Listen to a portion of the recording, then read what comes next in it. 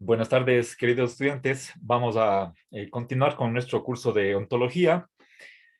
Estamos en el capítulo 8 y vamos a pasar a la sección 3 o el acápite 3,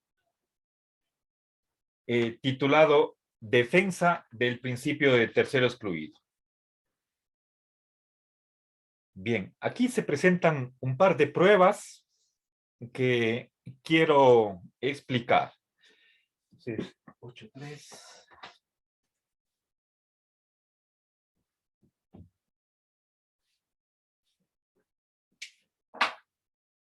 A ver. Bien, una primera. Bueno, voy a empezar en el orden inverso en el que está presente en el texto. Quisiera referirme en primer lugar a que del principio o de la versión débil del principio de tercero excluido se sigue la versión fuerte. ¿Sí?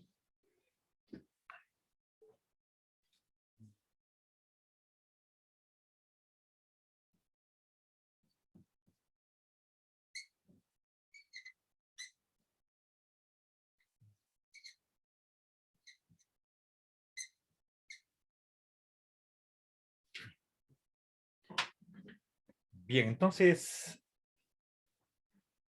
veamos cómo una versión entraña a la otra. A ver, pero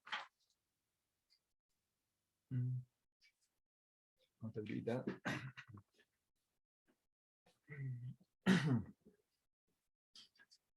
A ver, un ratito. No, lo que pasa es que esta prueba está requiriendo el principio, perdón, la regla de aceptación. Y esa es la que está probada en primer lugar. Entonces, vamos por orden, disculpen.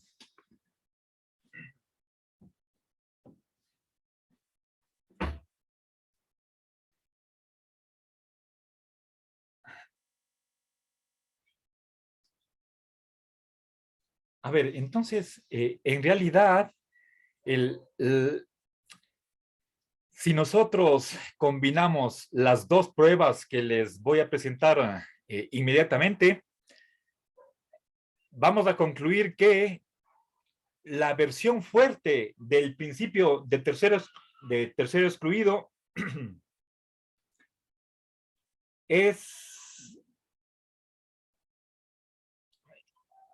está estrechísimamente relacionada con, perdón, la regla de aceptación.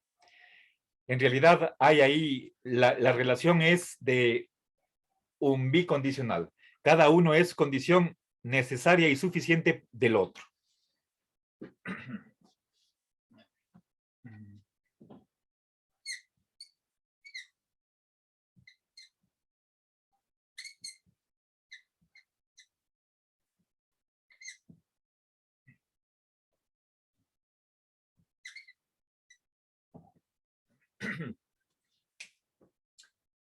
Bien, primero, primero recordemos cuál es la versión fuerte del principio de tercero excluido. A ver.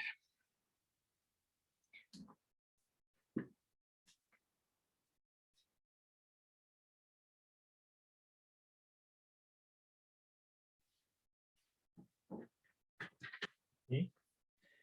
Bien, un hecho o sucede o no sucede en absoluto. La versión fuerte está enunciada utilizando la negación total. Ahora, la regla de aceptación, en algún otro lugar llama a esta regla de apencamiento. A ver si no estoy mal, creo que esa es la denominación que es utilizada en sus textos de lógica. En todo caso, son dos nombres para la misma regla. ¿En qué consiste esta regla? De que si una premisa es en alguna medida verdadera, de ahí podemos concluir que esa oración simplemente es verdadera. ¿Sí? Eso simbolizado en notación lógica se representa de la siguiente manera.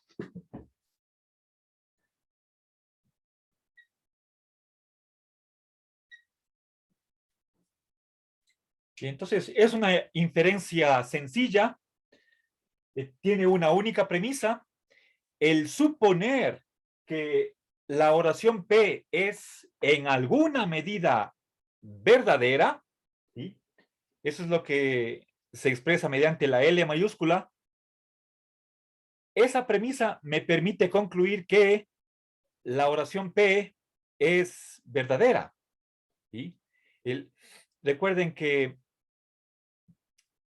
P en sentido estricto propiamente no es una oración, sino es lo que normalmente los textos llaman una variable sentencial. ¿Sí? Pero Lorenzo prefiere nombrar a esa letra con el nombre de letra esquemática. Y entonces, P es un esquema, es simplemente un espacio vacío que tiene, perdón, que ser llenado por una oración. Pero permítanme, para no complicar el asunto, emplear la letra P como si fuera una oración. ¿Sí? Bien, entonces, la conclusión es verdadera y por lo tanto esta regla de inferencia es válida, eh, puesto que estamos suponiendo que esta oración es verdadera en alguna medida. ¿Cuál sea esa medida? Puede ser mínima, puede ser del 100%. Hay ahí un rango infinito de posibilidades, pero lo que está afirmando la premisa es que la oración P tiene algún grado de verdad. Obviamente esta regla no, no tiene sentido en la lógica bivalente, pero sí en una multivalente o infinivalente. Entonces, a partir de que una oración tiene un grado de verdad, de ahí podemos concluir que la oración es verdadera, punto. ¿Qué diferencia hay entre premisa y conclusión? En que en la conclusión está suprimido o suprimida la indicación de en qué grado, o esa indicación de grado de verdad que tiene la oración. ¿Sí? Entonces, esta es la regla de apencamiento y es una regla de inferencia válida porque si la premisa es verdadera, entonces es imposible que la conclusión sea totalmente falsa. ¿Sí? Si es que sucediera eso, ¿sí? Que el valor de verdad que le corresponde a la conclusión fuera cero, eso iría totalmente en contra de lo que está afirmado en la premisa. ¿Sí? La premisa me está diciendo, con otras palabras, que la oración no es totalmente falsa. Y por lo tanto, concluir que es totalmente falsa sería absurdo. ¿Sí?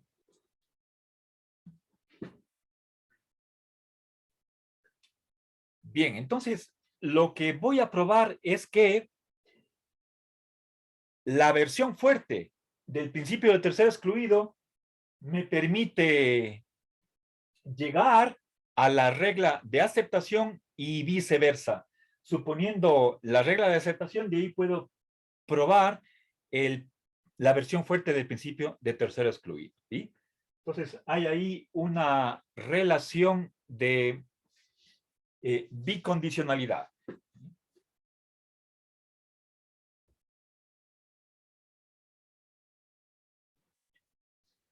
Bien, ahora, entonces, la prueba tiene dos partes.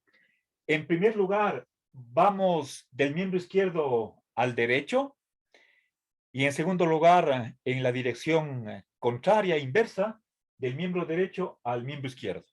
¿Sí? Bien, empecemos con la primera parte. A ver, recuerden, estoy en el acápite 3 del capítulo 8. Entonces, supongamos la versión fuerte del principio de tercero excluido como primera premisa.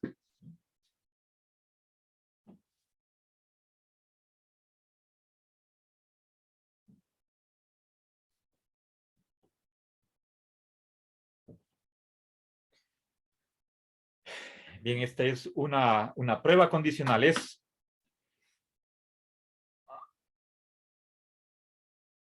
una suposición. Supongamos que el principio de tercero excluido sea verdadero. Ahora, segunda premisa.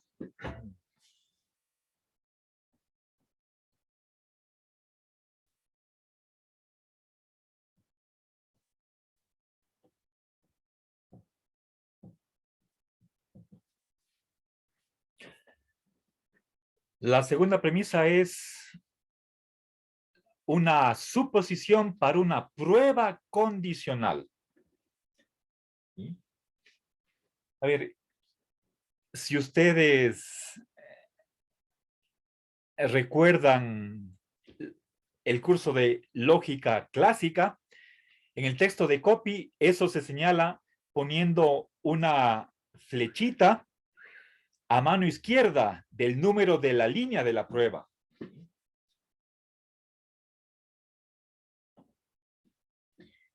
Y luego una línea vertical que abarque a todas las fórmulas que van a intervenir hasta llegar a la conclusión. Bien, entonces, premisa para prueba condicional. Ahora, tenemos nosotros una equivalencia de que el que una oración sea en alguna medida verdadera equivale a que es totalmente falso que esa oración sea totalmente falsa.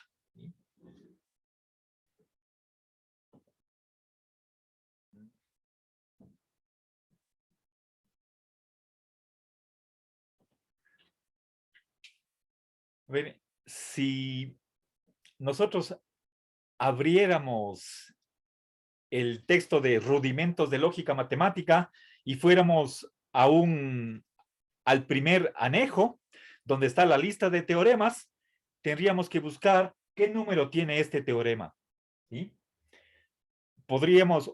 Eso quiere decir que se puede deducir por el método axiomático este teorema, o también se podría probar por medio de tablas verticales. ¿Sí? Voy a poner aquí simplemente AJ, ¿sí?, como justificación de la línea 3. Recuerden, AJ es el sistema que utilizamos en lógica sentencial del curso de lógicas alternativas. Bien, entonces, fíjense, tengo una equivalencia y tengo el equivalente izquierdo. De ahí, por lógica, concluyo el equivalente derecho. ¿Sí?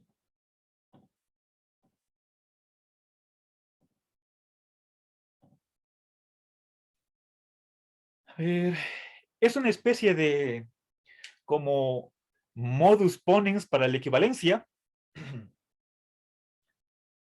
A ver, a partir de 2 y 3. A ver, creo que era regla de inferencia 13 o 14, no recuerdo. Igual es en AJ. ¿Sí? Ahora,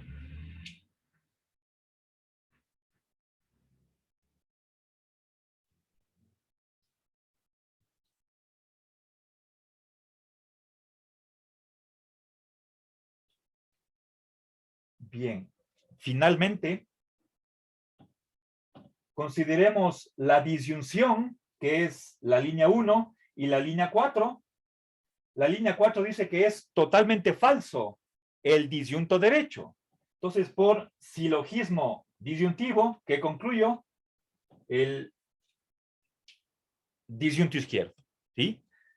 Recuerden, este es Una regla que también vale en lógica clásica, dada una disyunción y la falsedad del segundo disyunto, tengo que concluir la verdad del primer disyunto. ¿Sí? Bien, entonces, con esto cierro la prueba condicional y finalmente simplemente reúno la línea 2 y la 5, prueba condicional. ¿Sí? Entonces, si P es verdadero en alguna medida, entonces, ¿sí? Y ahí pruebo P. ¿Ya? Entonces, suponiendo esto como premisa, de ahí deduzco simplemente P. ¿Ya? Bien, eso entonces está probado que a partir del principio fuerte de tercero excluido, puedo probar la regla de aceptación. Está ahí la primera parte de la prueba. ¿Sí? Ahora, no sé si tienen alguna pregunta.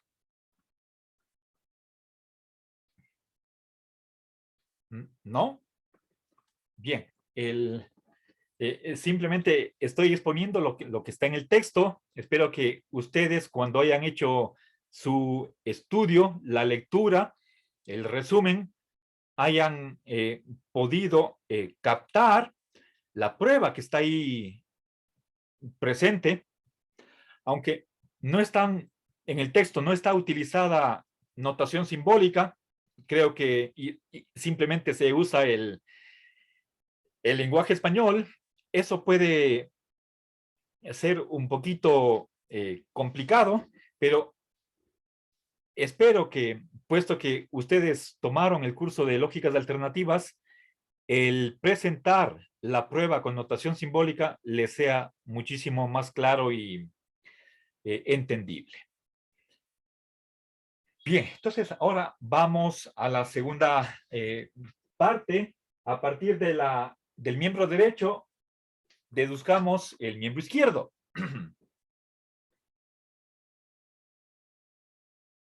No, verán, ahora vamos a suponer la versión débil del principio de tercero excluido. ¿Sí? A ver.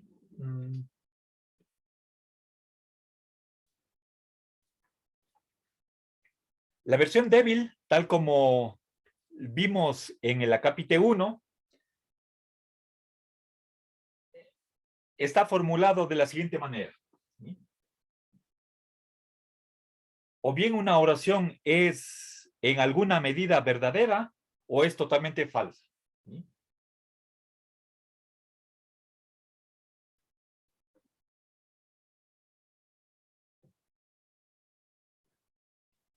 Esa es la versión débil.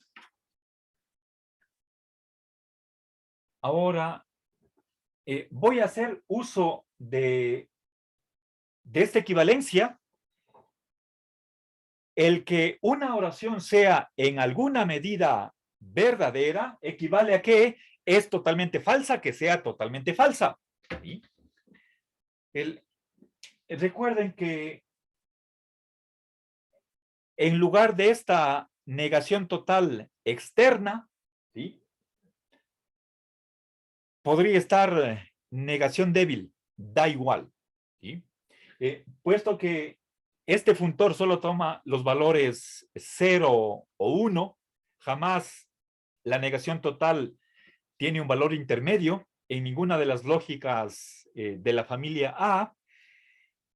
Entonces, puesto que estamos manejando solamente o 0 o 1, se pierde la diferencia entre negación débil y negación total. Ahora, lo que voy a hacer es, basándome en esta equivalencia,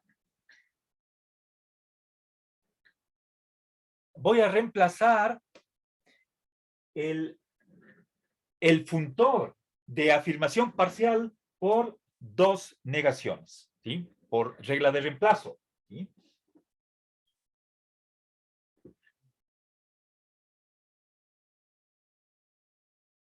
A ver, voy a repetir la línea 3 acá, esta equivalencia, para que quede explícito lo que estoy haciendo.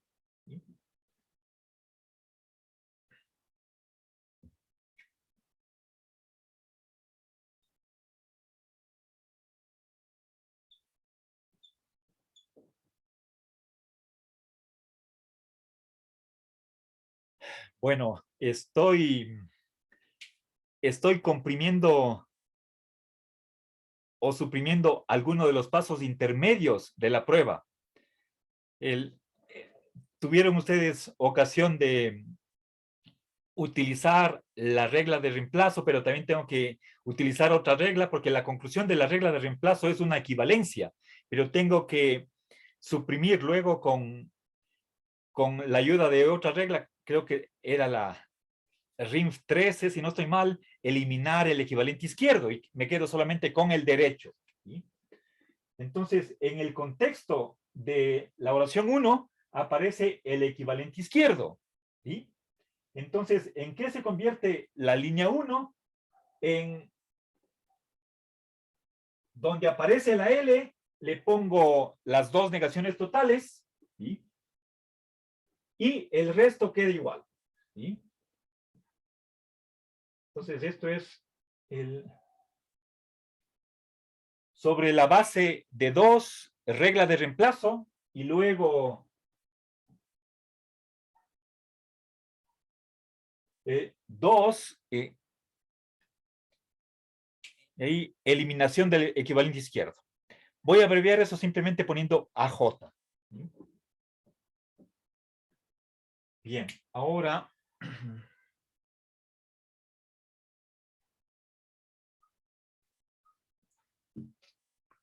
a ver, para continuar con la prueba, necesito la siguiente regla de inferencia que voy a explicar.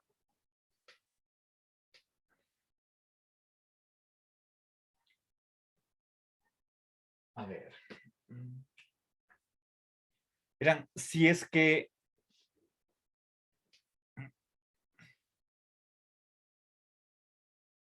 suponemos que de P se puede extraer la conclusión Q,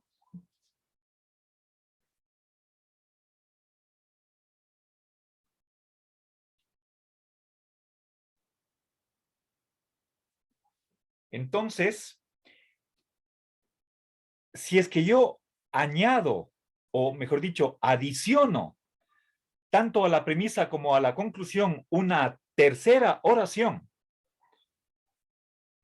no deja de ser válida esta inferencia.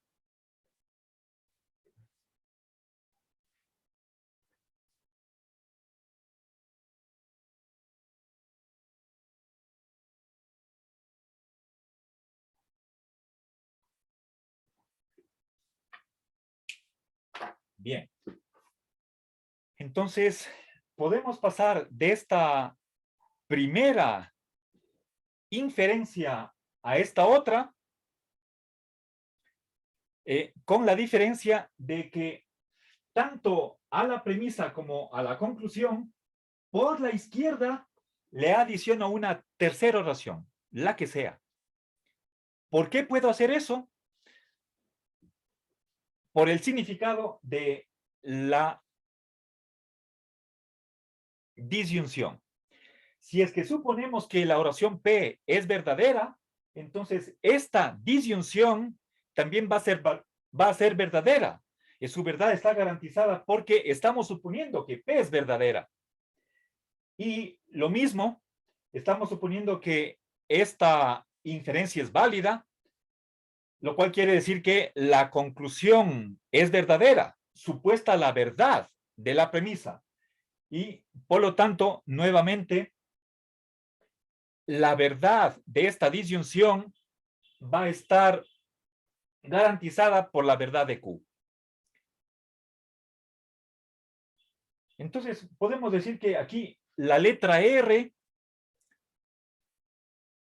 no va a influenciar en la validez de el resultado de adicionar tanto a la premisa como a la conclusión de la inferencia inicial una tercera oración, la que sea.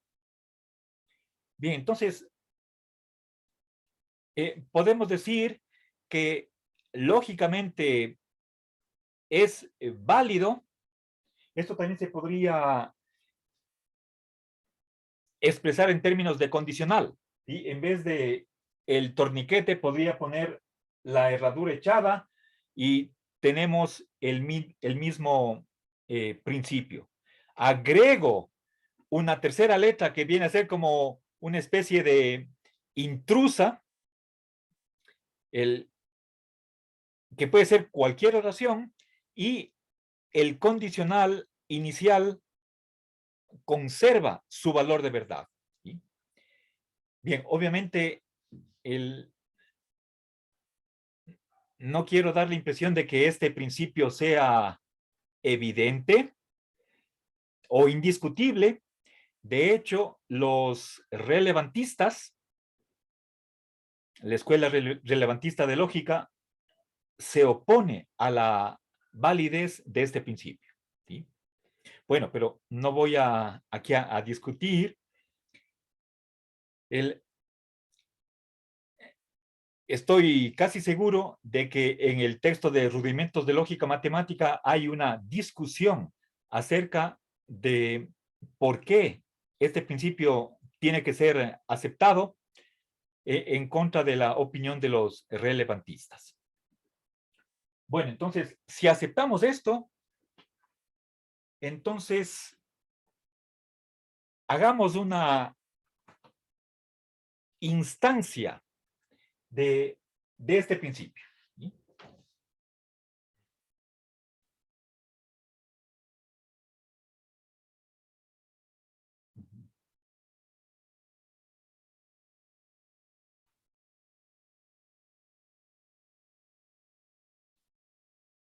A ver.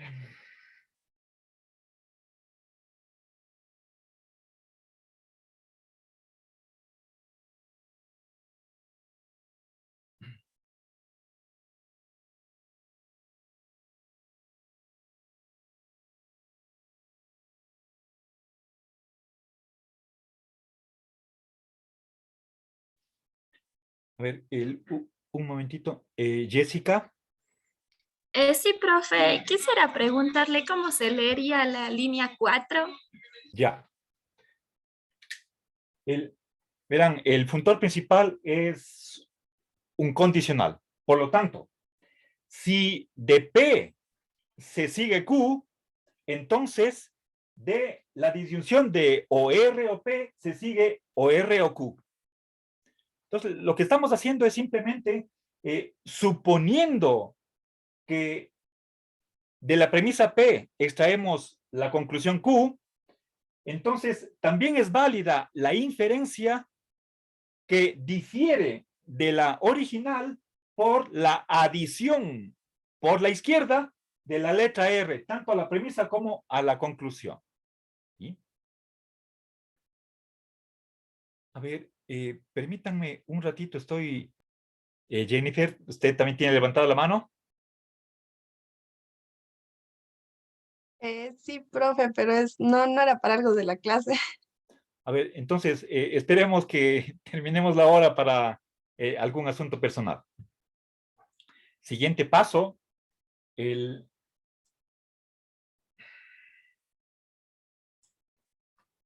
a ver,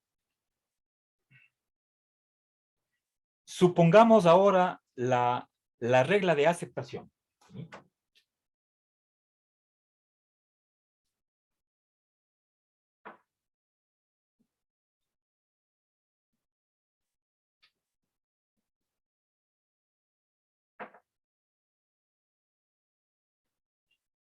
Ahora, nuevamente, reemplacemos aquí la doble negación por la L, o al revés, perdón, la L por la doble negación, y por regla de reemplazo.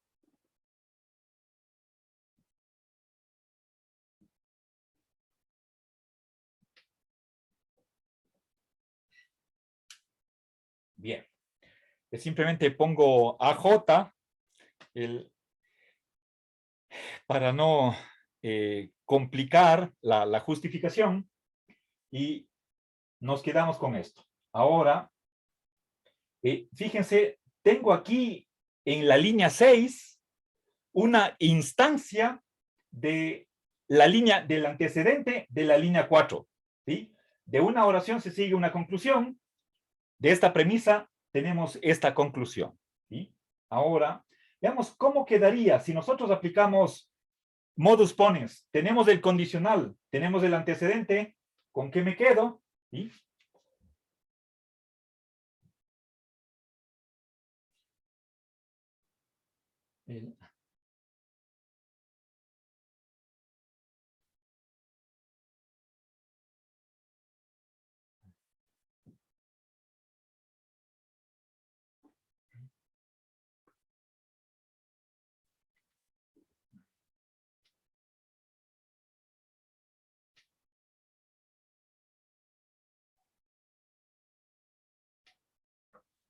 Bien, entonces aquí tengo, a ver, el 4, a ver, perdón, era aquí está, 6 y modus ponens, ¿sí? Dado un condicional y el antecedente que concluyo, verán, aquí tengo el absolutamente falso P.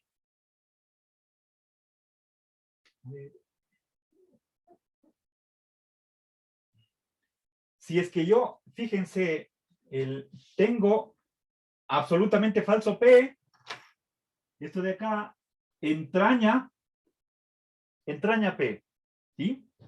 Lo que he hecho es adicionar por la izquierda la misma oración. Si es que tanto a la premisa como a la conclusión le adiciono por la izquierda, ¿sí? Si es que hago la misma operación tanto a la premisa como a la conclusión, pero en concreto, particularmente, adicionar por la izquierda la misma oración, la letra R, entonces la validez de la inferencia inicial se conserva. Aquí yo tengo, en primer lugar, sobre la base de 6, tengo absolutamente falso P, entraña P. Y tanto a la premisa inicial como a la conclusión le añado la misma oración, absolutamente falso R. Ahora, tomemos 7 y 6. Aquí tengo, a ver,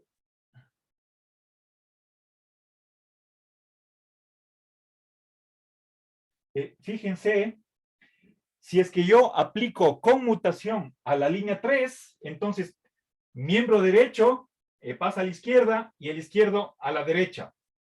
La línea 3 es la premisa de la 7, con tal que haga la conmutación.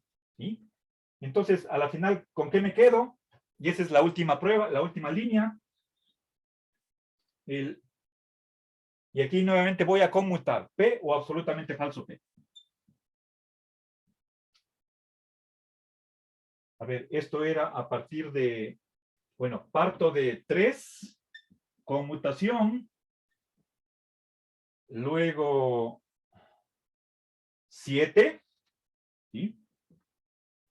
Y nuevamente conmutación, ¿sí? Bueno, pongamos ahí AJ. Ya, entonces, esto es el principio de tercer excluido en la versión fuerte. ¿Sí?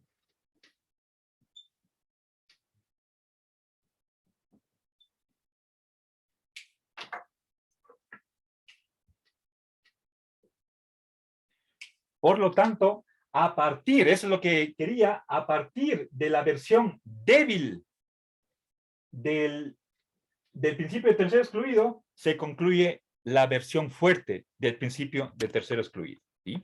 O, si quieren también ustedes de otra manera, a partir de la suposición de la regla de aceptación, que concluyo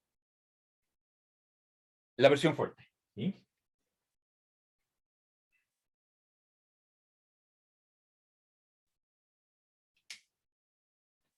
La regla de aceptación, que está en la línea 5, me permite deducir la versión fuerte del principio de tercero excluido.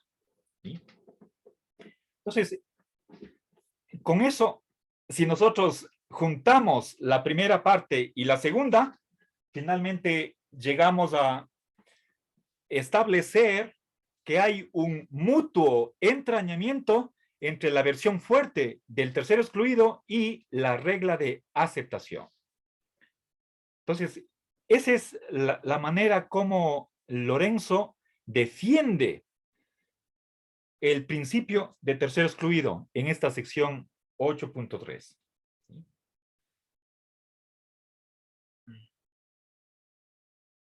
Entonces, podemos concluir que lo que no es totalmente falso es afirmable. ¿Sí? Bueno, no sé si tienen tal vez alguna pregunta. ¿No? Entonces, voy a borrar el pizarrón. Miren, nuevamente, en el texto de ontología, no tenemos la prueba con notación simbólica, sino que está expresada en español, en el lenguaje natural, y eso tal vez puede, en alguna medida, complicar la comprensión de esta prueba. Sin embargo, creo que ustedes, al ver línea por línea, y recuerden que me estoy comprimiendo la prueba, si utilizamos notación simbólica, eso es una grandísima ayuda visual para captar las relaciones lógicas de una línea a la siguiente. A ver, para cerrar ya este acápite tercero, lo que quisiera añadir es que tenemos aquí una argumentación a favor del principio de tercero excluido. El día lunes vimos que los intuicionistas y los librearbitristas se oponen a este principio, que lo que está haciendo es afirmar una determinación, pero que los librearbitristas renuncian al principio de razón suficiente. En cambio, los intuicionistas lógicos asumen un principio de idealismo verificacionista. Pero Lorenzo es realista, es racionalista en el sentido de que no puede renunciar a ese principio de que todo tiene una razón suficiente, un porqué, y precisamente de ahí salía una primera razón a favor del principio de tercero excluido. La investigación consiste en parte en encontrar un porqué de las cosas. Se supone que todo tiene su razón de ser. En caso contrario, no tendría sentido la investigación. Bien, entonces, para resumir, el principio de tercero excluido no simplemente está presupuesto o sentado como verdadero, como si fuera un axioma. Entonces, he logrado presentar alguna justificación, una argumentación a su favor. Y ustedes ven que en este caso estoy dando una argumentación lógica. Bueno, entonces voy a borrar el pizarrón si no tienen alguna duda. Y voy a pasar al último acápite que está relacionado con el principio de tercero excluido. Estimados estudiantes, pasemos a la sección cuarta del capítulo 8, Y vamos a ver el principio de exclusión de las situaciones intermedias.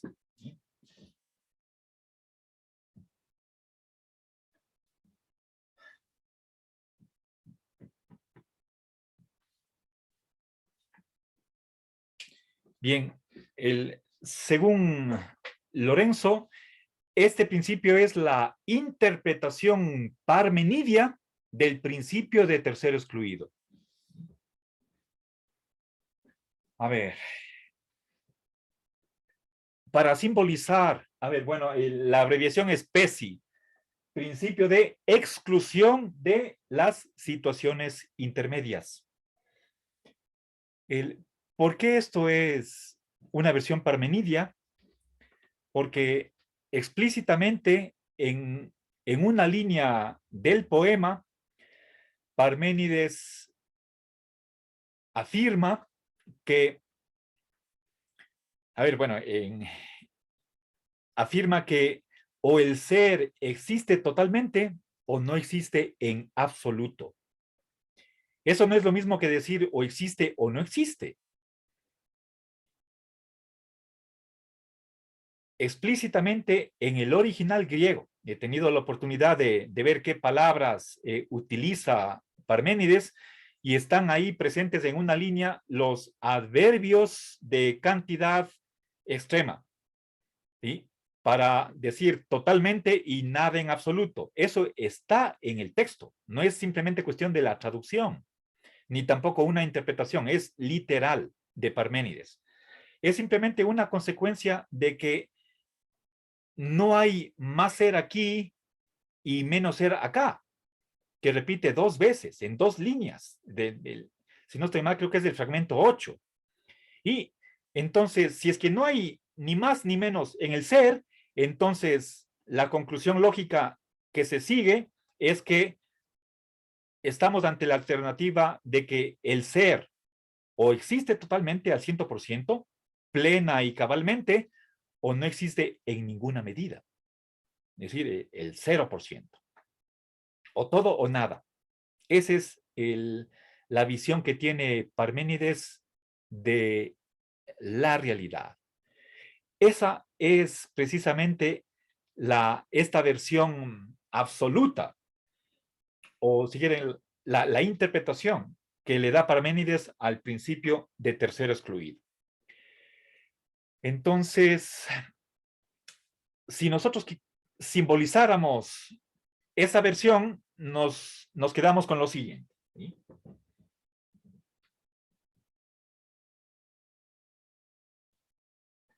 Recuerden, la H mayúscula es un funtor de sobreafirmación o afirmación total. ¿A qué se reduce entonces esta disyunción? A dos situaciones. O la oración P es 100% verdadera, o esa misma oración es 100% falsa. No hay tercera posibilidad. Una de dos, ¿sí? Entonces, lo que está excluyendo son precisamente los grados intermedios, ¿sí?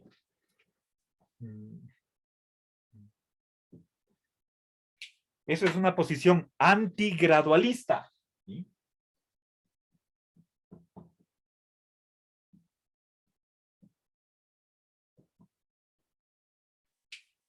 ¿Sí? O todo o nada, ¿sí?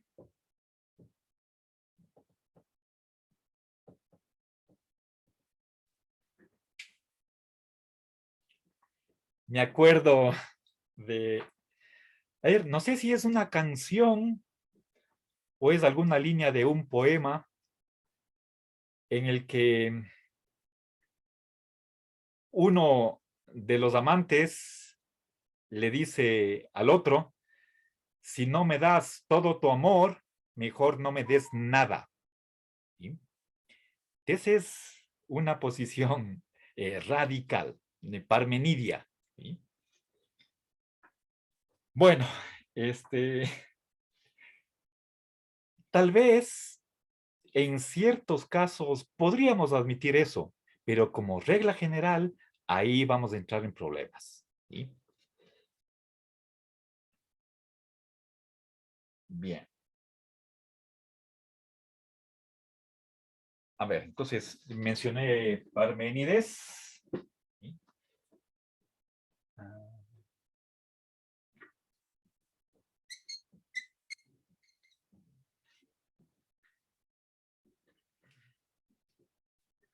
ahora, ¿cómo podemos argumentar a favor de, mejor dicho, en contra del PESI